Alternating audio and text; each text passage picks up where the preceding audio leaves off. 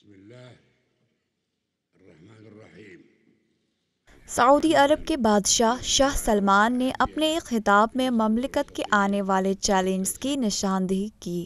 انہوں نے یمن کی جنگ، فلسطینیوں کی سیکیورٹی، تیل بازار میں استحکام، ایران کے خطرے سے نمٹنا اور سعودی شہریوں کے لیے ملازمت فراہم کرنے کو مملکت کے آنے والے سب سے اہم مسائل قرار دیے ہیں۔ إن وقوفنا جانب اليمن لم يكن خيارا بل واجب اقتضته نصرة الشعب اليمني بالتصدي لعدوان ميليشيات انقلابية مدعوم من إيران، وهناك دعمنا للوصول إلى حل سياسي وفقا لقرار مجلس الأمن رقم 2216۔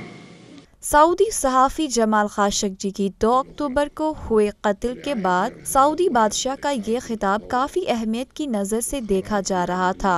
البتہ شاہ سلمان نے اپنے خطاب میں خاشقجی معاملے کا کوئی ذکر نہیں کیا، بلکہ اس کے برعکس شاہ سلمان نے اپنے بیٹے کی حمایت میں کوئی کمی ظاہر نہیں کی۔